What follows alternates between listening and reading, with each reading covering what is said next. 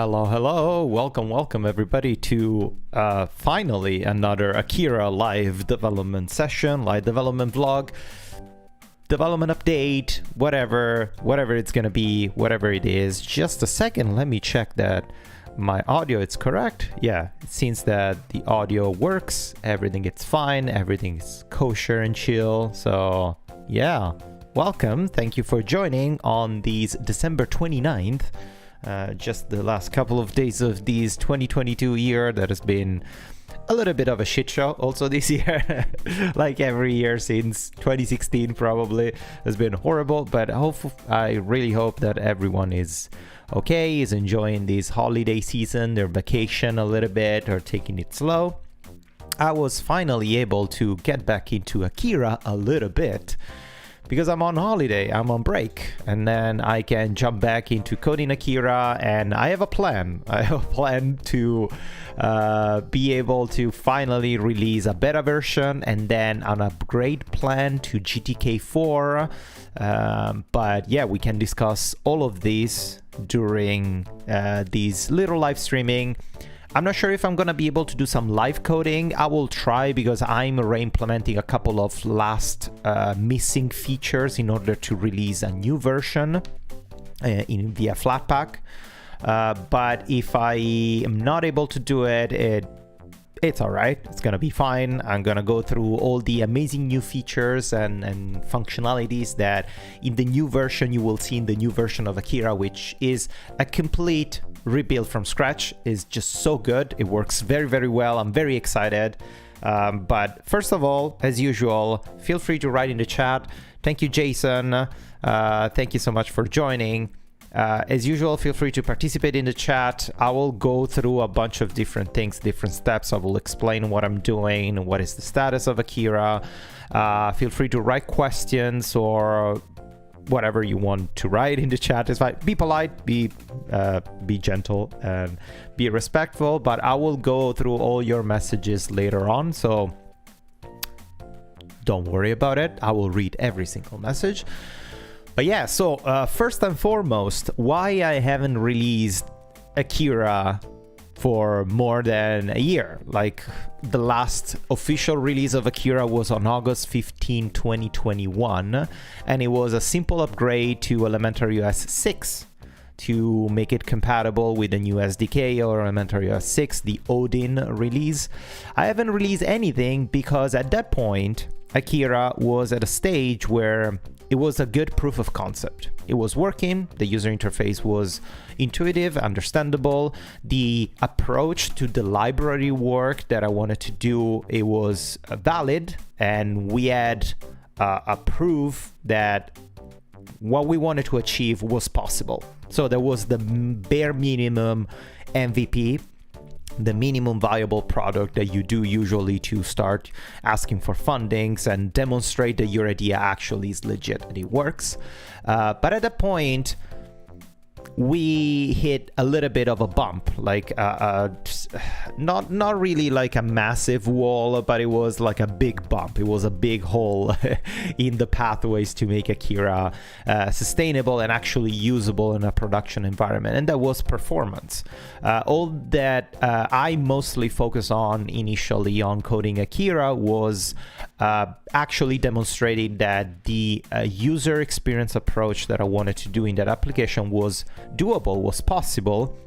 And just because things were done differently in the Linux ecosystem doesn't mean that we cannot learn from commercial products like Figma or Sketch or Affinity Designers and all Adobe XD and all the other like UX, UI design applications that they approach the usability or the accessibility and the design and the interface of these type of application completely different from what it's currently available in as a free and open source project, as a free and open source software on Linux in general.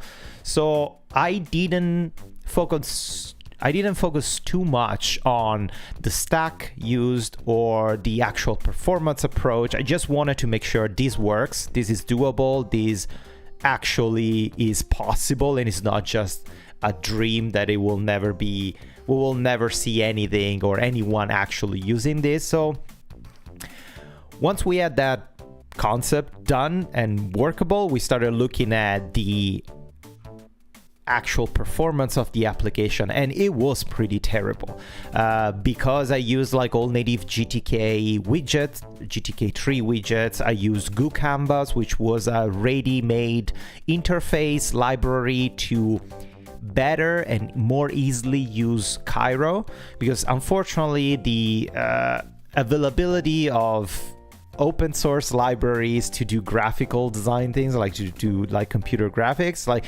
Cairo is kind of the only one. There are like a million other libraries that you could use, but none of those are currently actively maintained. They're not as complete as Cairo. There are a lot of good, extremely performant new things, but are not completed. They don't have like the rasterized part. They don't have the text, the font management part. They don't have a million other different things. They're just like fairly new, completely new approaches, very, very exciting. But the only actual real, fully functional and still actively used library for graphics on Linux is Cairo. And Cairo is also actively used by Inkscape, so we had the certainty that that type of project wouldn't disappear overnight, because another very large and very successful and very extremely used graphic application was using Cairo as well. So that was a little bit of hey, we're safe. The problem with Cairo is that the API is just horrible. It's just very, very absurd to use. I don't like it. It's very convoluted. It asks you to do a lot of things and it easily breaks, and the performance is not great. So for simplicity, we used GooCanvas, which was a layer of interface to communicate to Cairo in an easier way. You were able to just simply say GooCanvas create rectangle, and just creates the rectangle, instead of Cairo having like 300 lines of code just to create a rectangle. The problem with GooCanvas was like not performant at all. It was very, very heavy, multiple layer of interfaces, multiple layer of abstractions for no real gain or real reasons, as well as, other than this, the primary canvas not being very performant, GTK3 also, it wasn't very performant in handling a lot of elements, a lot of objects, a lot of widgets, especially the layers.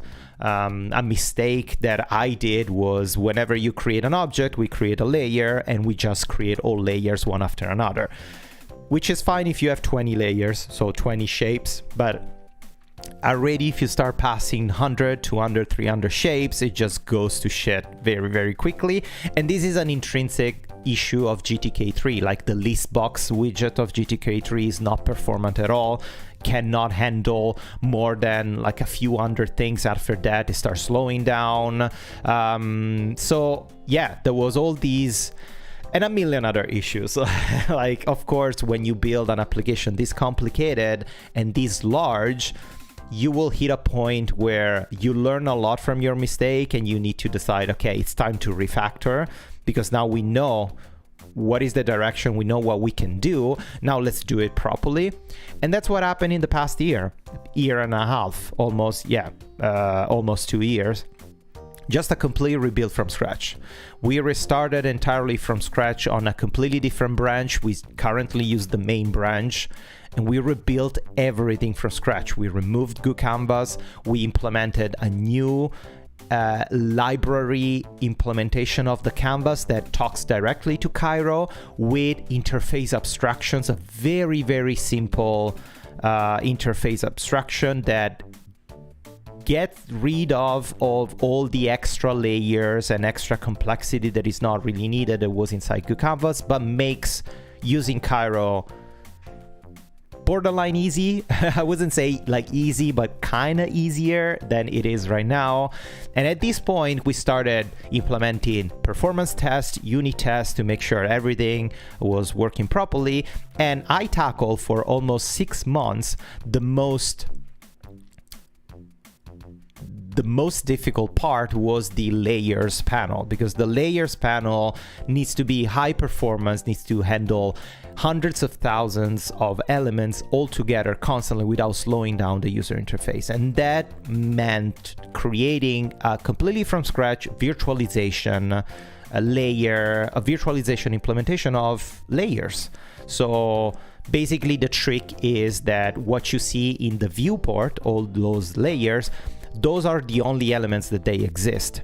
So even if you have 10,000 layers, if in your viewport you only see 20 layers, the other 9,980 layers are not rendered, are not existent. We only simulate their presence by creating spaces and by occupying the space in the layers list. And when you scroll, we recycle the elements, the widgets that we created to add the data of those layers. So in reality, you only have just like 20, 30 actual GTK layers that you recycle and you just swap the data inside, which doesn't cause any rendering or doesn't cause any slowdown in the CPU regeneration, nothing of that sort, because all the other thousands of layers that are not visible, they actually don't exist. They're not there. We're just having like ghost placeholders that don't create any issue. And that was very tricky. Funny things, after I created that, I saw that GTK4 actually implements a similar thing.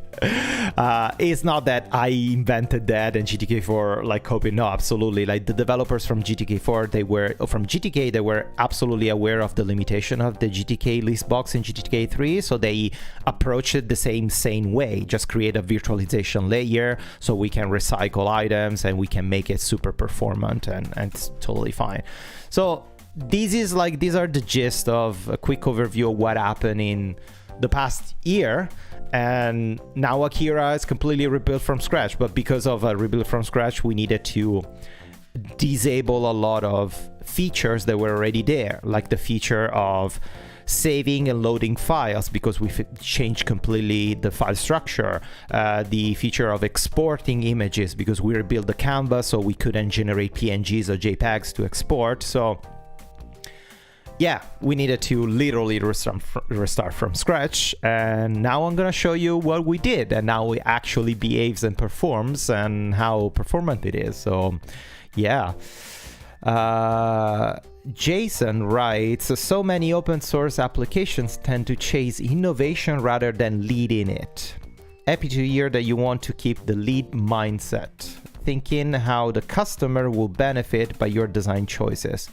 Oh yeah, that's a very good point. I don't know, I don't know if you noticed, but I seen recently Inkscape is improving the UX a lot of the application.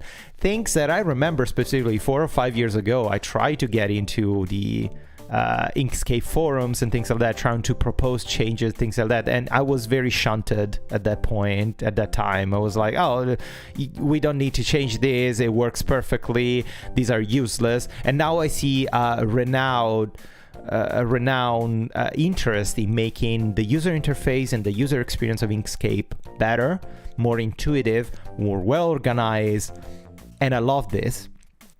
And I'm not saying that is because of what I did, but I think there's a shift in consciousness in open source projects. Is not anymore like a very niche, small things made by developers for developers. It's changing these, like the whole ecosystem is changing. Now developers are realizing that these like normal people, like regular people that are not Linux users or tech enthusiasts or anything, they use this. So we need designers and user experience expert and usability expert to help us developers to make this more approachable and usable to everyone. So I don't know, I want to dream, or I want to keep this belief that I was part of the movement a little bit, like probably 0.1%, but not that much. I didn't influence anyone. There are plenty of smarter people out there, way smarter than me, that reach the same conclusion. So I'm very happy to see the shift in general consciousness of making things more accessible and more open and more targeted towards normal users, the regular people, not tech people or other Linux developers. Which is, it was the whole purpose of the Akira. It is the whole purpose of Akira, making a UX design application native for Linux, but targeted towards the masses that don't need to use Linux. It's just like everything.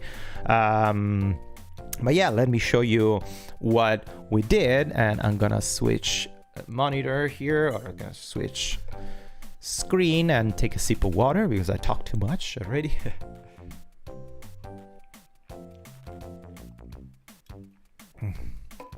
All right, so first of all, if you are on Flatpak, you still have what is currently Akira, the master branch. If you pull the project from the master branch, still has the same dependencies. It still relies on, Goo Canvas version 3 that you need to build from source because it hasn't been released, because Goo Canvas was discontinued, basically not actively maintained anymore, and all this kind of stuff. But if you go on the GitHub repository and the default is now the main branch, you will see the first, like, there's much more activity. Like last week I updated the existing, there's a new pull request that I'm re-implementing the export tool. So things are happening in the actual repository, even if we don't have an official release. But you can compile the source code from scratch and you don't need Goo Canvas anymore. All these things are by default almost in any Linux distribution out there. A GTK based Linux distribution, but also like a KDE distro, you can install the GTK developer version and you can compile it. So this already removes an extra barrier. You just pull the source code, build the source code, and you already have all the dependencies. And here we have also a note for Arch and Debian that you need to install Vala and the elementary theme and the elementary icon theme, just to make like a consistent look in UI. But it's just like mostly little things, and compiling and building is very, very easy.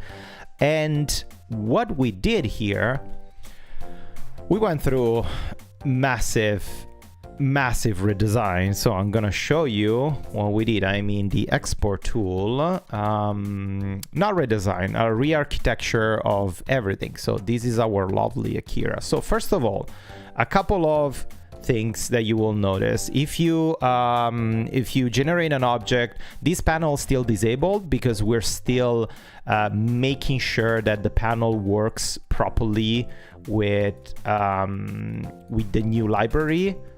And so we currently don't allow to interact with this panel. Everything needs to happen from the canvas, and everything needs to be trigger. The single source of truth is the model, the element of the canvas, and everything that happens here is reflected in the items around. But of course, like the elements everything you can do at the same time. Like if you hold control, it just like you can see it keeps the ratio correctly. And you can see like a lot of like quality of life improvement. When you move an item around, we completely hide the selection item, because if you have another item, for example this, and it's exactly the same color, and you want to attach it, so first of all you see you have these snapping guides that are like very, very snappy and extremely well tuned.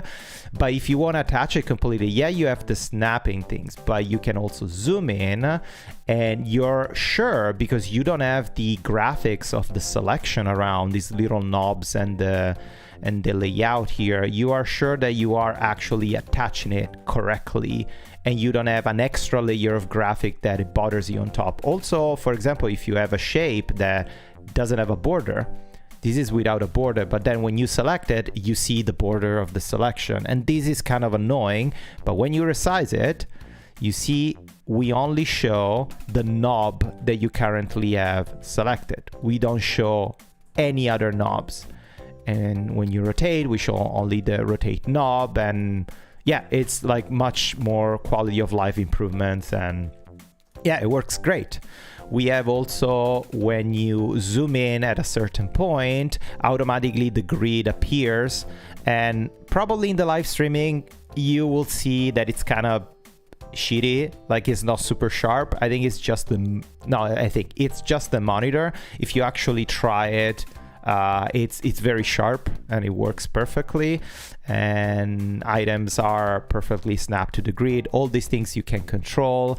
We extended a lot of the settings in the canvas. You can control if you want the snapping guide, what type of color of the snapping, what is the threshold. Right now we have a threshold of 4 pixel body force, so once you get closer to 4 pixel, it just snaps to the point it generates like you are 4 pixel closer to the edge of this, and automatically this element is snapped in place. You can see like I can easily maintain, but it's not as aggressive, so I can move it around. But if you want to really aggressive and not allow anything, you can do like a snap of 40 pixel and updates automatically here.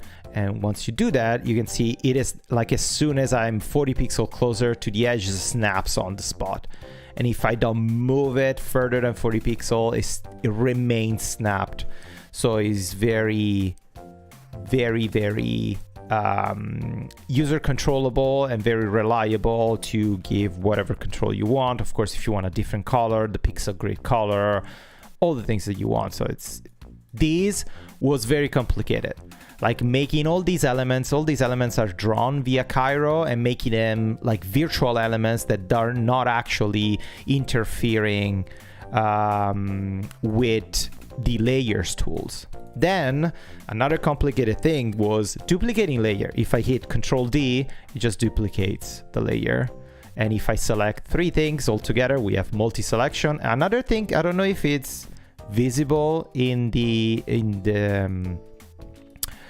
what is that in the monitor or on the screen, but we highlight items that will be grabbed inside the selection. If you do like a multi-selection, like an area selection, you click and drag, you see like if I'm halfway through the item, doesn't get selected. But if I go all the way and I incorporate the item, you can see the item as a little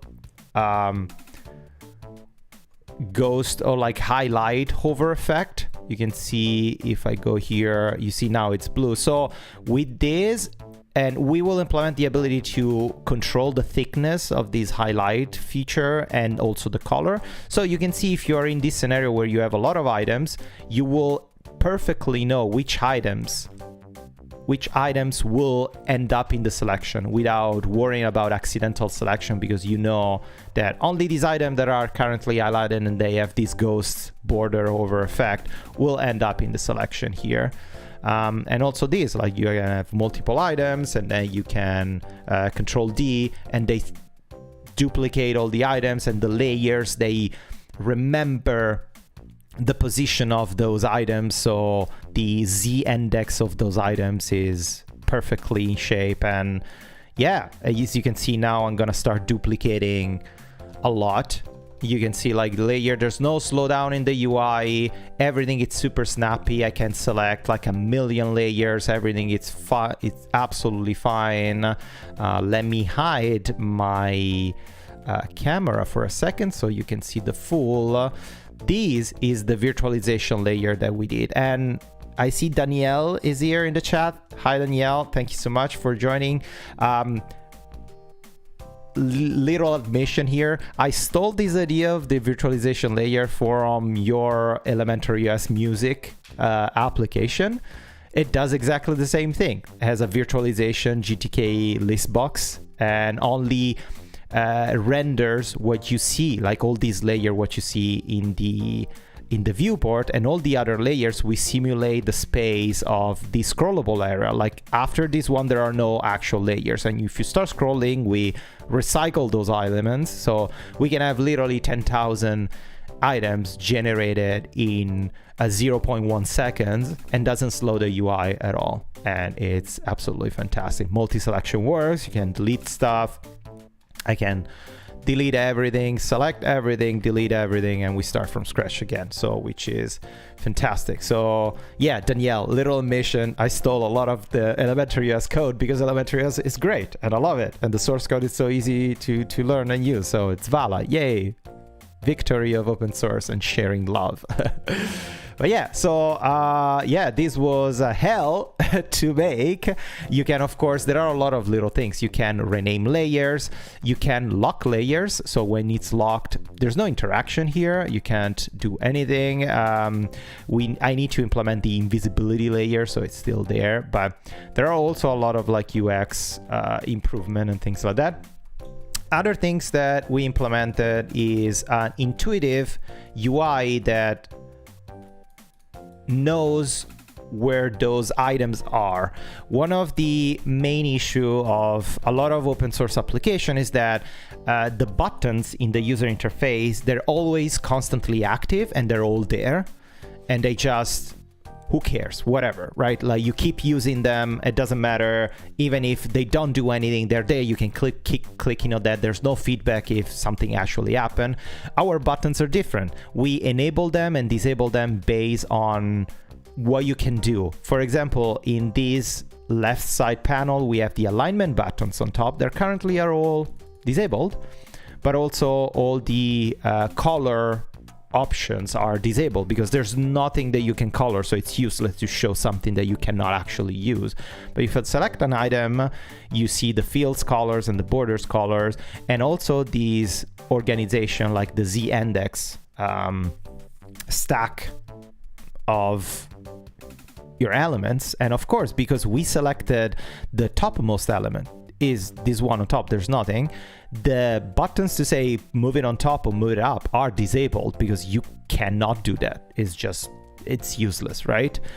So if we move this to down one layer, oh, this doesn't update. Okay, I found a bug. But yeah, now if we select it, now the top and up are active.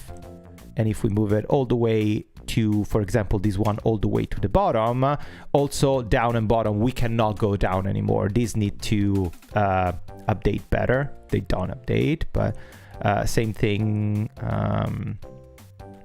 Yeah, same thing for the alignment of things. Like if you select only one item, there's no alignment that you can do because it's not aligned. There's no reference to align with or something. Probably we will allow aligning in the middle and aligning in the center of the viewport, but it's kind of weird. Doesn't make much sense. But if I select like 3 or 4 items, then suddenly all these options appear, and I can, let me move these out of the way. Actually, let me delete this. Let me spread them out a little bit. Okay, so if I want to align everything to the center, I can align to the center. If I align to the middle, align to the middle. Perfect. Or if I want to align them all to the bottom, align to the bottom. Everything works very, very nicely. And of course, we always show, thanks to the tooltip of Elementary OS, we show the shortcuts for this thing. Another super cool thing that we implemented is that sometimes if we have this situation and I want to align everything to the center, of course, or the middle, of course, everything will go to the middle, like right here in the middle. The Cairo implementation will recognize the middle of the selection and squish everything to the middle. But sometimes maybe I want to align to the middle if this is a little bit up, right? I want these 3 elements to be aligned in the middle of this. I can do it by holding Alt and clicking on the element that I want to use as a anchor point or a pivot point. And now that I have this little red indicator, I can say, okay, now align to the middle, and this is my pivot point, not the actual center or middle of the selection. And then I can deselect it and it's totally fine. So all these things were a nightmare to implement because they don't exist. We had to implement it entirely from scratch. And yeah, it wasn't fun. It was painful.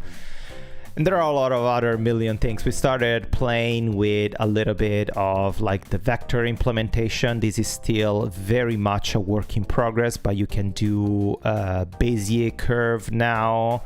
And you can close the shape, and now you have the shape, and then also the layer. You see there's a little bit of rendering issue because one thing that Cairo is a bit annoying in doing so is that whenever you move a shape around, the whole canvas needs to be re-rendered and refreshed. Otherwise, this happens.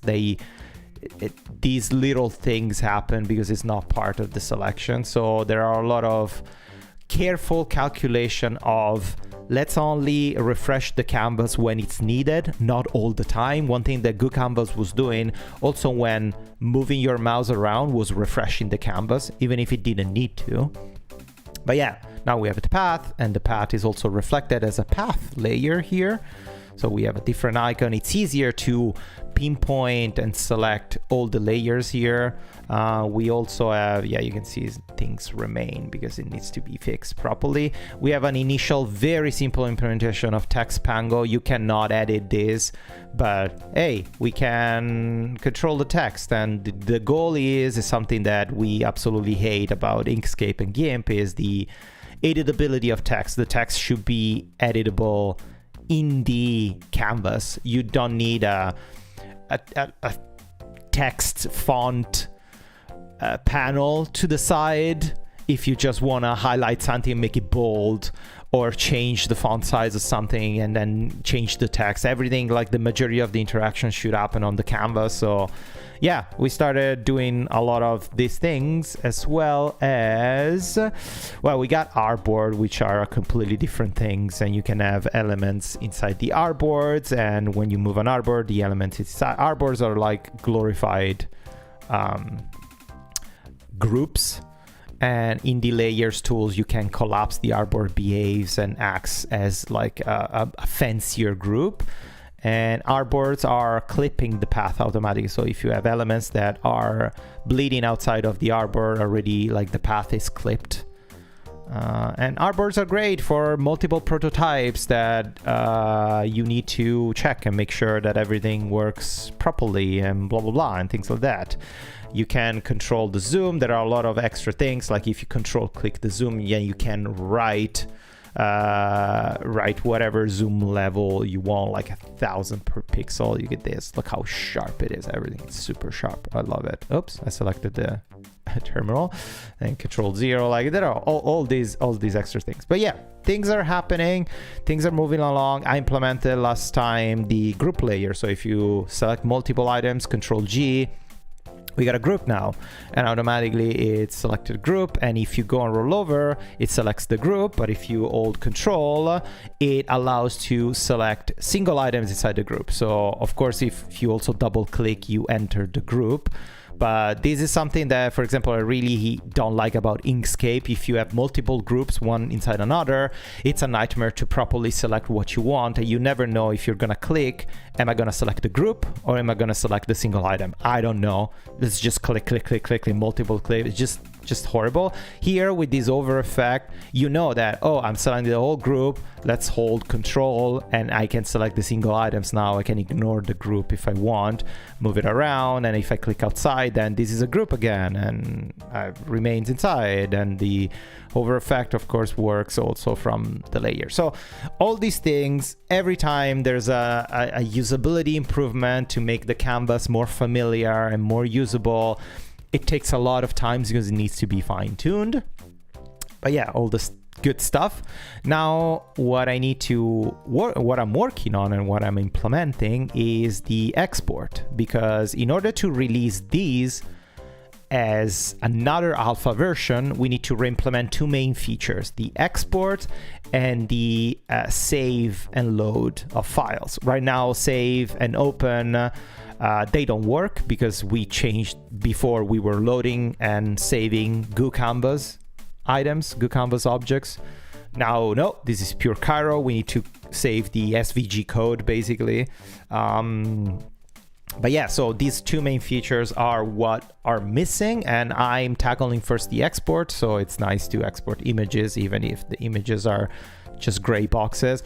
Of course, you can change the color of everything, right? Like, it's not that it doesn't work. All these things work. You can change the alpha opacity. You can have multiple filling. This is a feature that I love. So if you have like an opacity of like red and yellow, then it creates orange, because we actually do the color blending of these two, and you can see the different type of things, whatever.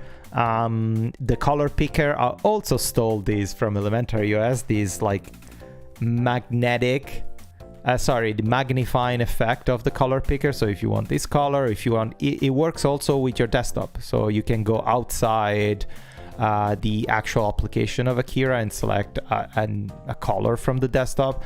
This is gonna be tricky to do in Wayland. We will need to update it for Wayland, but hey, it works. It's nice. Same thing goes for the borders. You can have various borders. I need to update the border to allow to control one thing that currently is available. Do I have Akira? Yes. This is the flatpak version of Akira, if I'm not wrong.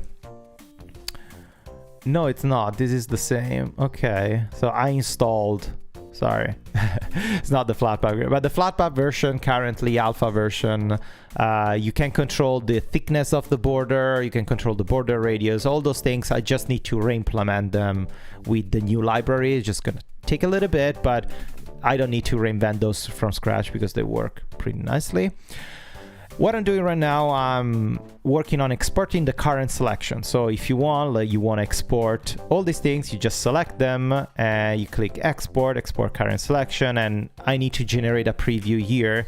Now, generating a preview from Cairo, you need to generate a pixbuff element is not fun at all. It's very, very sketchy. But also we already have, like, if you try to export current selection, it's like, oh, nothing selected to export. I want to export the artboards. Oh, I'm sorry, artboards are not supported yet. Sorry, all these little toasts. And these are all granite or granite widgets. I don't know what's the correct pronunciation.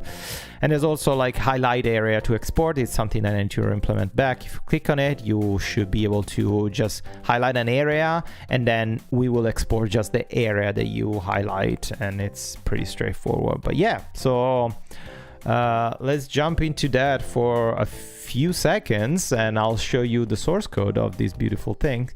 You can see here all the dumps. Created 10 layers in 0.008 seconds, deleted 10 layers in 0.00, like all these things. We spent so much time in making sure, like 40 layers in 0.03 seconds, not even like 100 milliseconds, like 30 milliseconds to create 40 layers, 50 layers, 39 milliseconds. What is that? Created 100, where is it? Created 274. See, like, it doesn't increase the number. Sometimes it slows down, but then it catches back. And it's exponential. It's not that now if I create 10,000 layers, it's gonna be 1 second. No, because the creation of the layers after a certain amount is just virtual. It doesn't really happen in the UI. So from creating 40 layers in 0.03 seconds to 274 layers in 0.03 seconds, it's exactly the same. And we have confirmation by setting up a little counter timeout to make sure that we're tracking this. And yeah, a lot of fine tuning and a lot of very, very careful coding to make sure that we're not creating a beast that no one can run this. We want to make it super performant. Yeah. Have you ever tried Akira? Anyone? Have you ever compiled and used it to do something? I don't know, but yeah. Okay, what I'm doing right now, I have the export dialog. And the export dialog is very simple stuff. Let me hide this.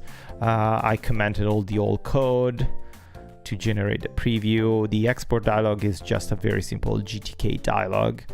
And I created all the UI. What I need to do, I have an export manager class, which is just a simple glib object that needs to take care of actually generating the Cairo format, the image surface, and the pixbuff loader to collect all the images that we need to generate, and allowing the export dialog to use the manager to let the manager handle all these things without freezing the UI. So we're gonna do all async methods and all this kind of good stuff.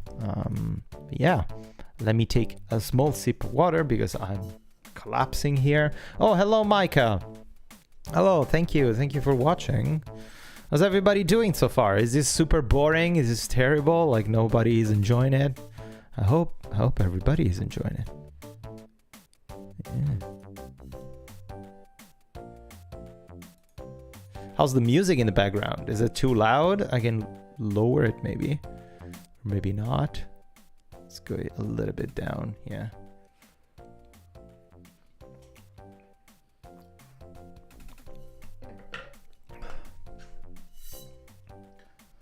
All right. So what I like to do, because I'm lazy, I like to switch back to the master branch and see what I did in the export manager, because I don't want to reinvent the wheel every time. Like I did it in the previous version, the export manager was working properly. So I didn't have much problems. The only thing that I had to do, and I wasn't super happy about it, I needed to do like multi-threading. Because that was like very Italian of me.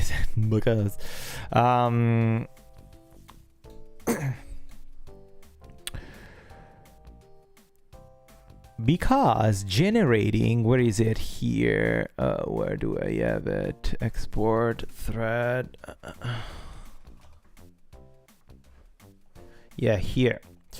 Generate area pixbuff or generate whatever. We use the threads, and let me zoom in so you can actually read it. Yes. The generate a selection of pixbuff, it needs a thread to be an async thread, because these little operation here, generate the area pixbuff, especially creating a Cairo context, translating the Cairo content, rendering whatever is currently in the canvas, loading the pixbuff, and writing the PNG to stream. Oh my god, this freezes the UI every time. Doesn't matter if it's an async or not. If it's not on not the UI thread, if it's not in the main thread, it just freezes everything and you need to wait until it finishes. Is not noticeable for very simple things, but if you try to export a very large image that is like very large, I would say like 5 megabytes, not even the large, just Cairo chugs, and the GDK pixbuff just chugs so much and saturates the main thread, and the UI freezes. So I will try to maybe write it better, optimize it to not have all these operations running in a separate thread. Like I can generating a Cairo surface, Cairo context is it's nothing, like it's a split millisecond. The main issue here is the loading of the streaming of the surface is literally like grabbing the data and writing the data inside the GGK loader. So yeah, that's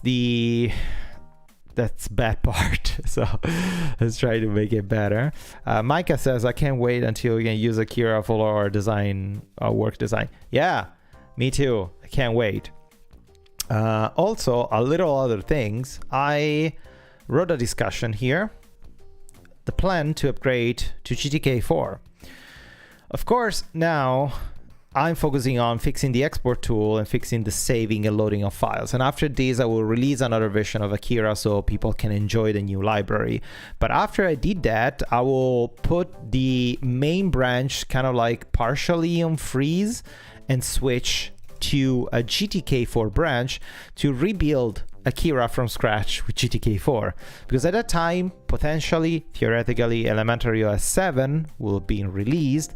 I will be running Elementary OS 7. I would have the new GTK with the new SDK based on GNOME 43. And I can easily just work on GTK4 and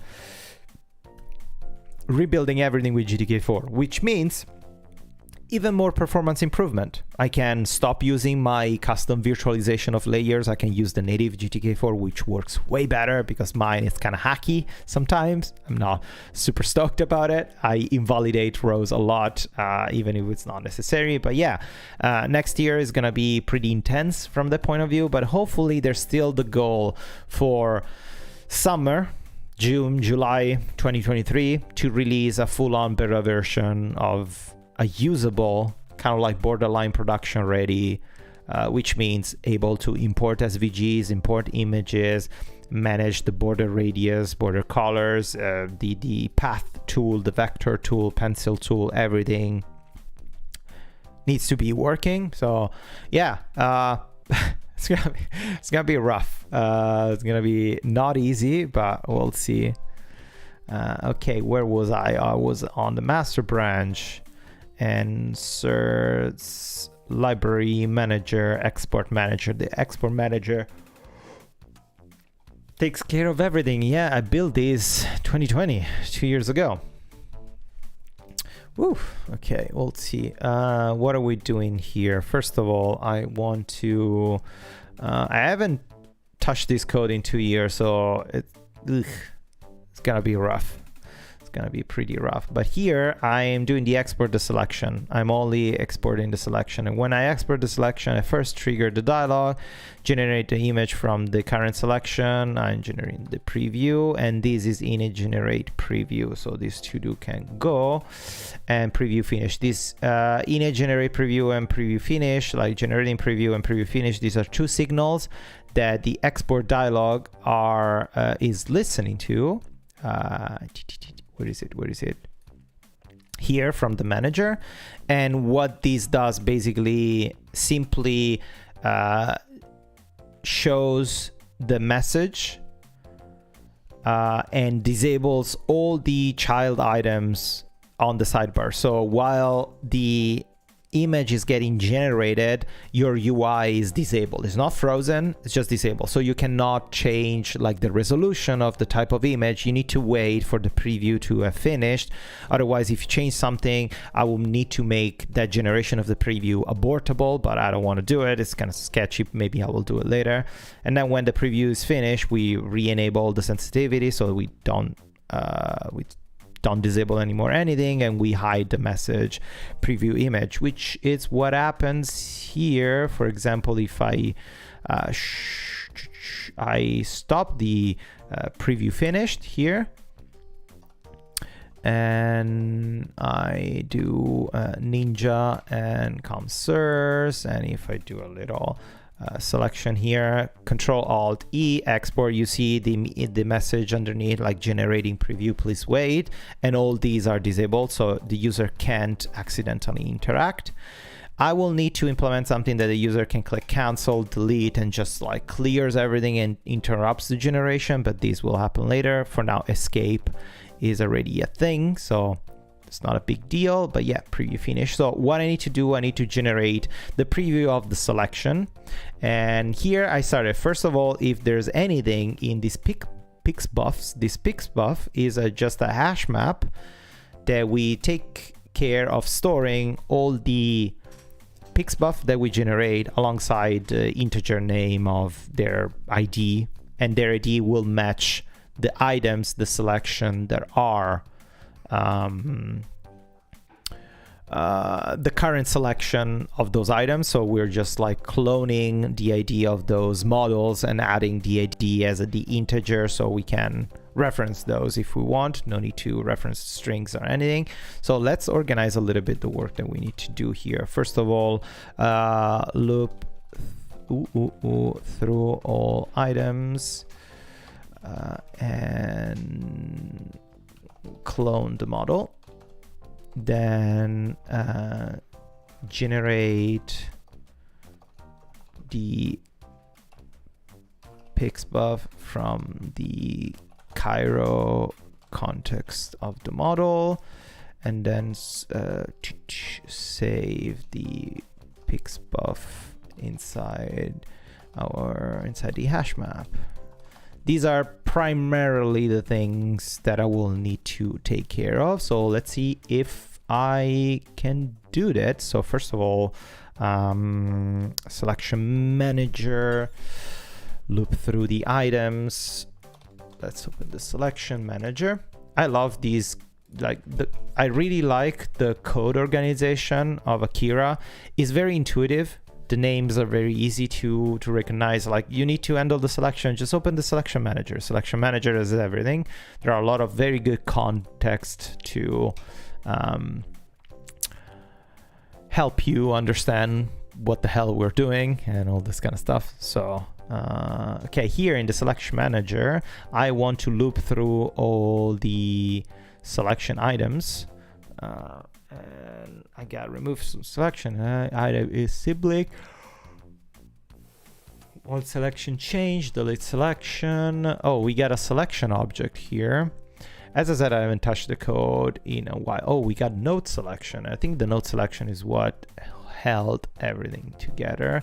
Yes, selection, node selection, selection add node. All the nodes are added from the selection. That's perfect. So I can loop through, yeah, for each node ID, there you go, item is sibling. Check if selection or reactions trigger on a sibling or currently selected on the same group. Okay. Node mode parent, node origin. Okay. Yeah, recursive get parent, node as child. Okay, let's do something very, very simple. I'm going to do this. I'm gonna copy this. Of course, when we loop through the selection, we need to account for, is this a single item selected? Is this a group selected? So do we loop the group or do we loop through the items, the child items inside the group? For now, we're gonna approach it very, very easily. We're gonna ignore groups, artboards, all that complicated stuff. We're just gonna handle each single item. I don't care. It's fine. So we can do something like that. Of course, we don't have a selection thingy here, but the canvas, the export manager has access to the canvas, and the canvas has the selection manager. So we can do var node sm, it's equal to canvas selection manager. It's here. And then we can do SM selection. It should be unowned. The opposite. This is canvas. Okay, so for each node ID in the selection nodes key, so we're just looping through IDs. We're grabbing create a node from IDs. The items manager automatically grabs that node. Because in the selection array we only stores the IDs, we don't store the whole node model, otherwise it would be too heavy. And then we do some check. If node is equal null, node parent is equal null, so it doesn't have any parent, or node parent is not the origin ID, continue. So here ignore a node if it doesn't exist, it's not attached to the canvas. That's the no parent, like the main parent of every node is the main canvas, or it's part of a group or artboard. And here we can write like to do handle groups and artboards. Okay, so now here what we can do, and we can check what we were doing before. In here, Pixbook, generate area, generate selection snap, in generate. Here already we had, okay, the Pixbuff, the async method and thread errors, because we were running the thread. Let's see what happens if we don't run the thread and we just doing a simple async, generate selection Pixbuff. Okay, clear all the items. We're getting the item here. We're checking a name, untitled it, like this should be the name. Okay, we should be the name of the items here, because we can var name it's equal to node, don't remember, this get name, test model, get name, get type, get name. Oh, I don't remember how to access the name, but I have like a name.vala, yes, which is here. String name dot name. Okay, just string dot name. So if I search dot name, cache system components name dot name. Okay, layer item model, node components. Do I access that? Is that node, what is node? Model node, instance, components, name. Name? Is that? Yes, I think it should be it. Node instance component name, because the name is the name class, and then we have the name, which is the actual string getter. Yes. Remembering this after many months of not coding is not fun. So let's do something. Let's do just a simple print, and let's print our name and see if it actually prints what we want. And this should print like layer 1, layer 2, and all the other things, and then just do these beautiful things. Let's see if I wrote something wrong. So if I have my selection, this is rectangle 1. So if I do Control E, export, then you see rectangle 1. Perfect. So if I have also an ellipse and a rectangle 2 and a text 4, and if I select them all and I click export, boom, there you go. Rectangle 1, ellipse 2, rectangle 3, text 4. Perfect. Okay, we're fetching our beautiful things very poorly, but we're doing it. Okay, perfect. We got the name, and then what was I doing in here? Getting the name, then GoCanvas issue. We don't care about the GoCanvas issue. If the item is an artboard, account for the label's height. We're not caring about the artboard for now. Hide the ghost item. We don't have a ghost item anymore. Oh, I love this. Always use the items bound so we can include the borders. Okay, so we need the bounds of these items. And then we use, okay, we need to create the render image with Cairo. We render the surface. Then the context, we create a new Cairo context. Draw a white background if JPEG. Okay, good. Okay, so this is what we need to do. Create a surface and create a context for that surface. We don't have these values, but we do have in the selection manager. Where do we handle that? I think it's the knob manager. Yeah, the knob manager is the one that handles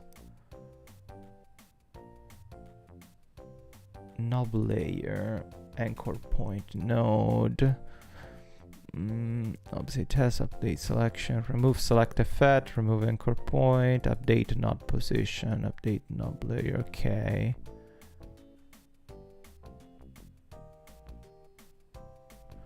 Not position. Oh, selection area quad. Okay, but I don't want the quad area of the whole selection. I want the single item.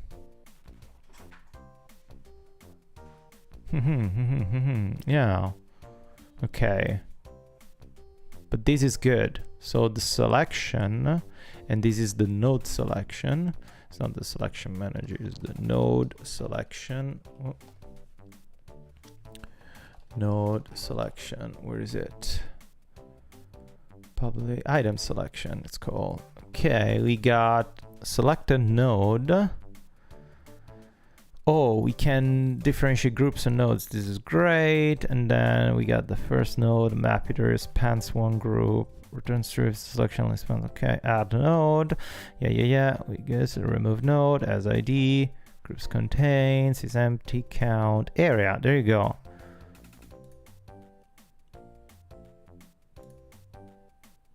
There you go. We got this instance bounding box top. Unknown node instance. Okay. We got it. So lazy. Okay, so node instance, we need the node instance here. So we can use inst instead of node instance. It's always better to create an unknown variable if you need to access a lot of property of the same thing. What was that? No.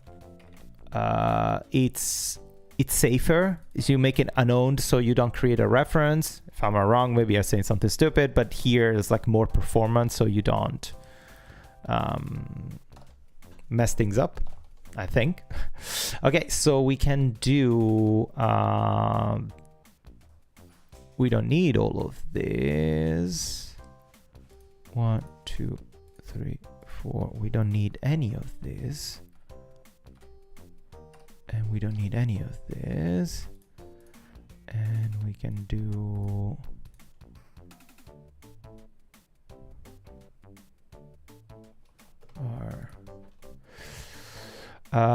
so format, what is that? Image surface, what does it need this? I don't remember. Valadoc to the rescue. Cairo image surface, what does it need? Cairo image surface, it needs, when you generate one, it needs the format, the width and the height.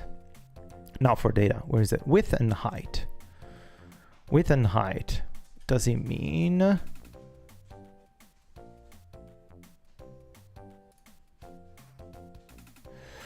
width, rectangle, width, quad. Oh, rectangle, top, geometry, rectangle. Where is this geometry?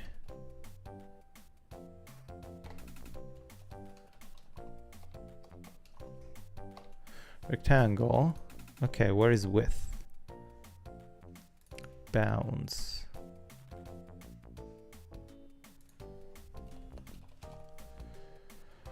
Plus stretch width. Width, distance, area. Okay, creates the distance between. Let me print this. I don't remember. I don't remember.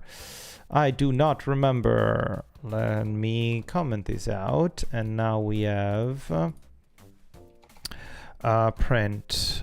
Okay, let's do top, bottom,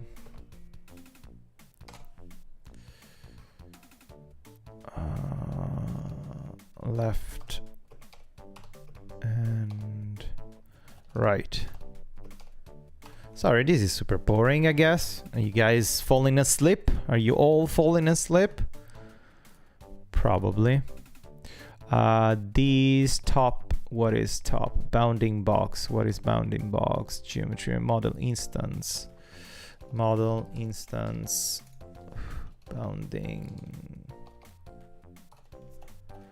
Bounding box, geometry rectangle. So geometry rectangle is geometry rectangle. Geometry rectangle, top left, double max, bounds, geometry rectangle. What are these? Why are not typed? This should be a double, right? Or an integer. Should be a double. It's a double. Where is the printing out the double? B or D? Don't remember. So it should be top, bottom, left, and right. This will tell me. This will not too many arguments. Yeah, no too many arguments. 1, 2, 3, 4. Otherwise, I can print it to string, and I don't care. But I think this is not right. Top. Okay, cannot convert from double to int. Is it an int?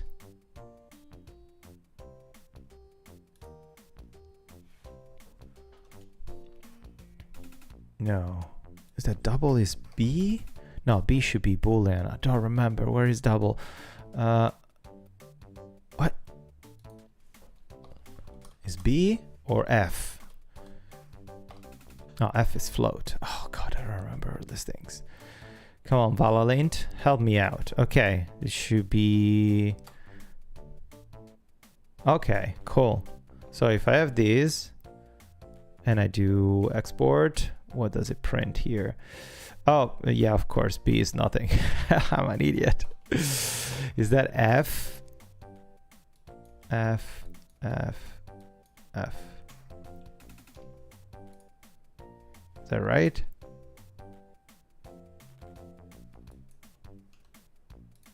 All right, is 446, 575, 249. Okay, so the width and height are the separation of this top and bottom. And okay, perfect. Nice. I got it. I got it, baby. I got it. So here we got this Cairo surface wants width and wants the height. So the width is based on our calculation is right minus left. So we know the width. Okay, let's do it. The width is right minus left, and the height is bottom minus top. And this is a comment, right? We got this. Yes, I think we got this. All right, let's see if we, let's see what we do here in the area export. Then after, oh, we need to draw. Okay, great. This is good because otherwise we don't have a background if you try to export these things. So if the settings, okay.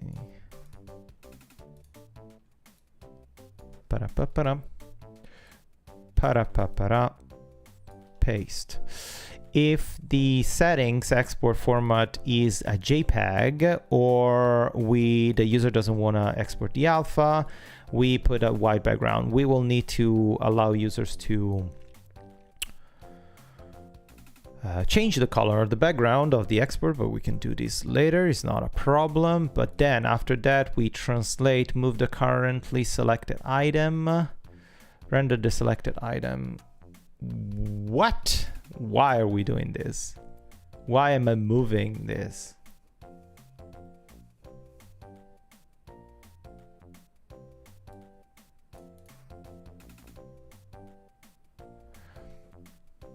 Also, why I'm rendering through the canvas? No. I don't need to render through the canvas.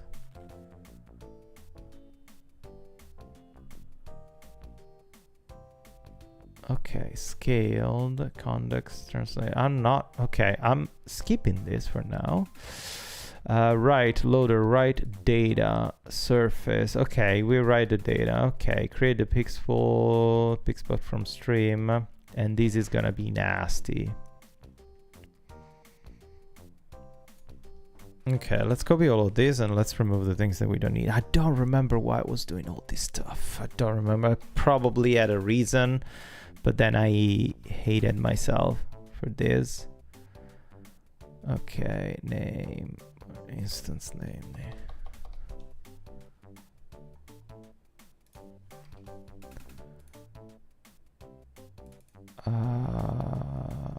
No, I don't need the name. I want the node ID, which is the first one here. Okay. Because this is an int. I don't want to rescale the image for now. I just want to keep it. Loader, create Bixpuff loader, write a PNG to stream. Cairo success, loader closed, scale, the rescale image, loader get Pixpuff. What is scale image? What was I thinking? GDK Pixpuff. Okay, loader get Pixpuff. Yeah. Okay. As it is. All right. Let's give it a try, and then I'll stop because I have no idea what I'm doing here. Okay, so if we do this, this is gonna crash already. Okay, it didn't crash. Okay, so it kind of works. All right, and then now that that works, we can, after the pix buffs are set, so generate what we're doing generate, action thread yield. Okay, preview completed, show selected effect, preview completed. So after we do the preview completed, what do we do here? Export dialog, export manager, no, export dialog. I need to go to the export dialog. Source dialog, export dialog. On preview completed, child overlay sensitive, but generate export preview. Okay, I grab, okay, here in the dialog, I grab all the items.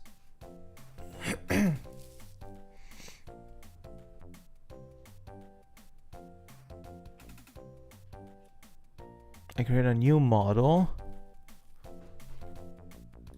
List store manager pix buff value, list store get and items, model list store get object, model pix buff return is list store get, otherwise append. What am I doing here? What is this? If the list store has more items, if the list store has any items, I grab the array, I loop through the array, and I create a new, okay, model pixbuff array. Oh, I see, I update this. Okay, if we already have items, just update what we have, otherwise append new items. Okay, I see. For now, I just want to update this stuff in my code. Generate export preview, so the export dialog, it should be here. Yes, okay. And let me hide this because I don't manager pix buffs. Manager, the list of pix buffs. These should be public available stuff. Okay. Export model entry key cannot convert into a known string. Export model. Export model. No. Int. Int.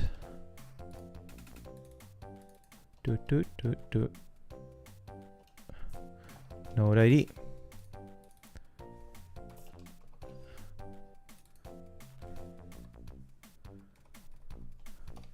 Integer. Okay. Are we good? That's good. Let's give it a try. Let's see if something comes up. Boom. Nothing comes up. We do have our known selection nodes keys, unhandled error, glib errors. Okay. Oh, that's just a warning. We can fix it later. Okay. List store append, and then this generate export preview is not hooked to anything, so of course it doesn't run. Where is this hooked to?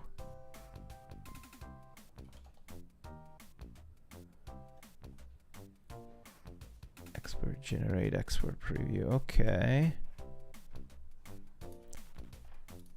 Okay, let's do another signal here. Do another signal here. In the export manager, we can add another signal. Where is the export manager? Up here. Generating preview, public signal void show preview. And here we can actually pass the hash of pix buffs. Yeah. So we don't even need to access it directly, and we can keep this private and we pass it through a signal. So it's not too bad. All right. So show preview we can do here in the connect. Down here we got the manager preview connect. Okay, show, okay, boom, show preview. and we got here generate export preview on show preview, and we got the pixbuff. Where is the pixbuff? Here, pixbuffs. We got them here, so we don't even need to access the pixbuffs from here. Perfect. Right, let's give it a try once again. Oh no, on show preview does not exist in the context of Akira. Of course it doesn't. On show preview. All right. Rectangle, generate, doesn't do shit. Okay. Why doesn't do shit? What am I missing? Generate preview completed, show generate in the export manager. I was accessing the export dialog and generate preview and list store append. Do we sidebar overlay visible list store export model. I'm missing something here. Let's inspect. Let's actually inspect if we have anything. And first, let's actually do this silly thing here.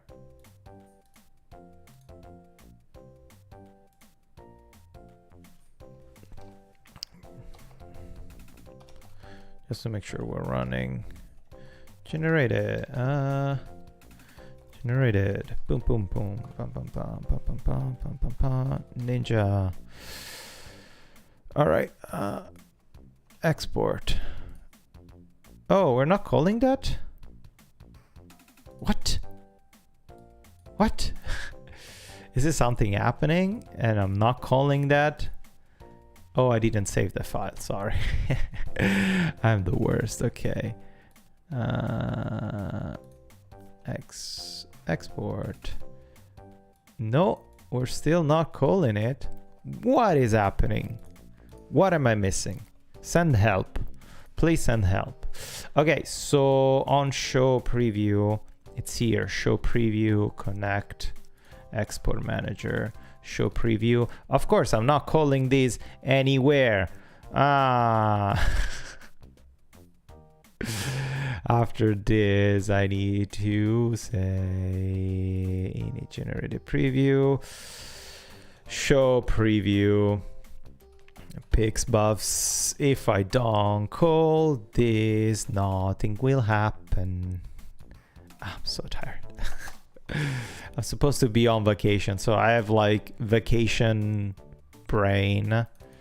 What is this? Selection handle error GB.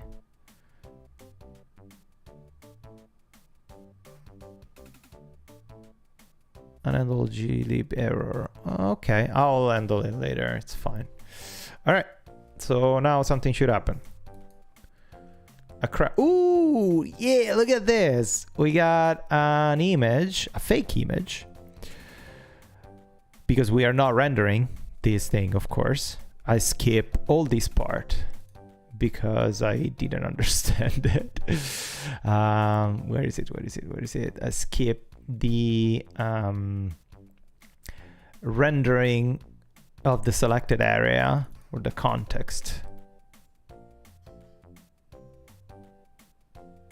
Okay, let's see if we have it super quickly.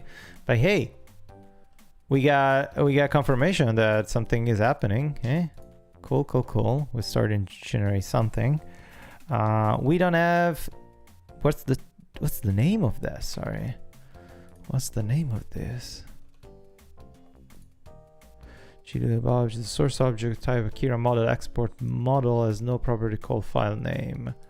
Oh, I'm trying to access the file name from there. Sorry.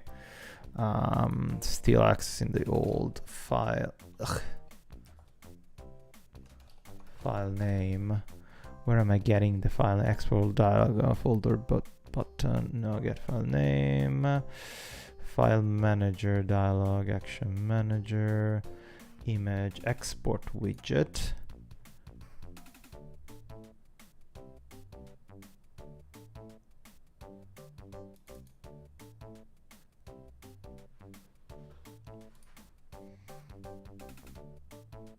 model. What is the model? Export model. Yeah, let's ignore this for now. Okay, and then we go to the canvas, view canvas, render. Do we have a render? Set model to render. Okay, view canvas, modes.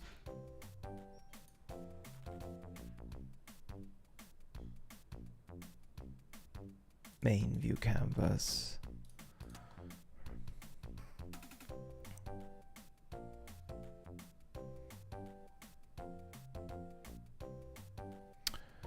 Canvas on scroll. Here we're just scrolling stuff. View canvas is what handles everything. Current state, modifier mask.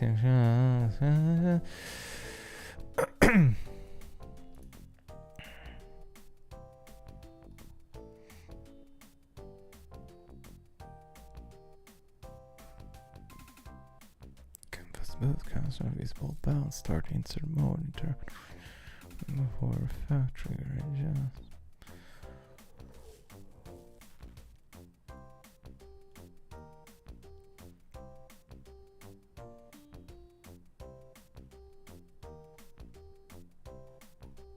What is it? What is it? I think it's the item creation mode or transfer mode, item insert mode. No, this is just a mode.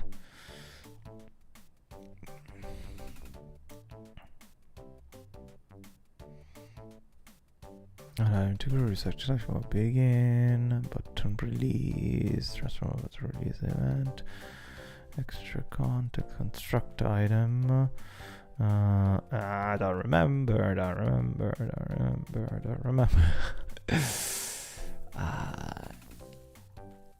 Okay, if I do default ellipse. Okay, default ellipse, where is it? In the items, model types ellipse, default ellipse, center. Full border radius, contrast canvas items, distance drawable. The drawable ellipse, what does it? It extends the drawable. Drawable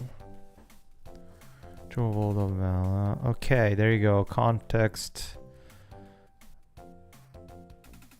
Okay, so we got generate here. Bounds, go context save, context transform, fill restore new path,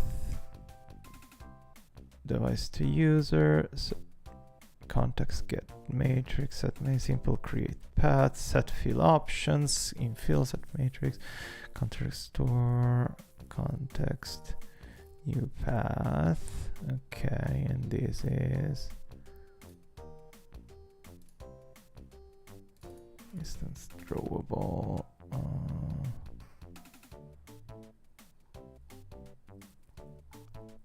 Don't remember.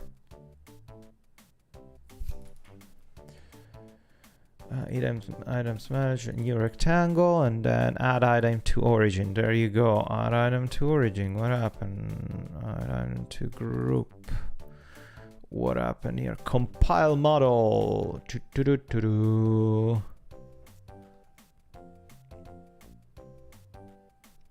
Add a model, compile geometries, compile geometry, internal compile geometry, compile components, change items clear, clipping path, change group, clear. Okay, yeah. This is getting complicated. This is getting out of hand. But yeah, what I need to do, I need to render that context. Oof, all right. Actually, let me check super quickly.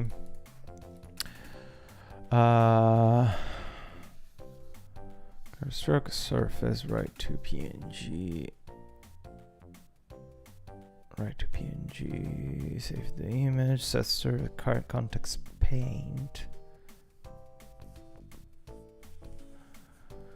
context paint. Do I need to just...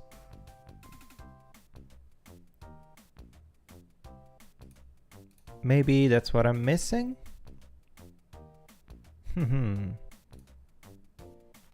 Canvas, maybe that's the drawable ellipse, export model, export manager.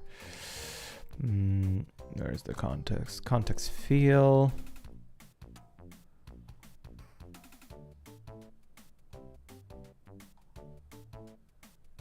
You got a context. Where is it? Here. Context. Okay, we got like we generate everything from there. We stream it. Save.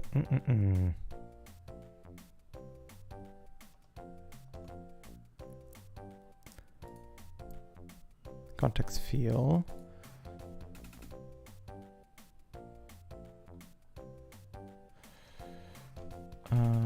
Let me change the settings to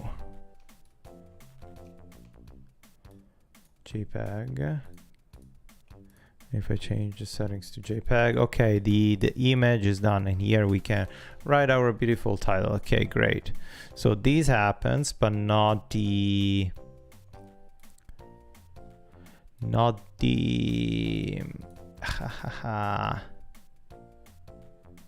yeah, tree molecule column tab. It's fine.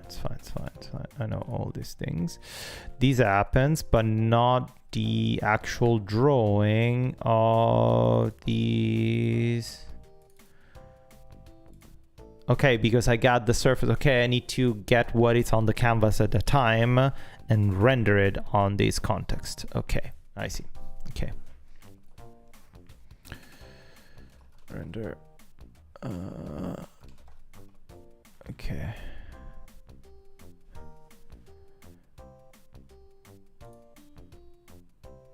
Request redraw bounds. There you go. That's what I need to do.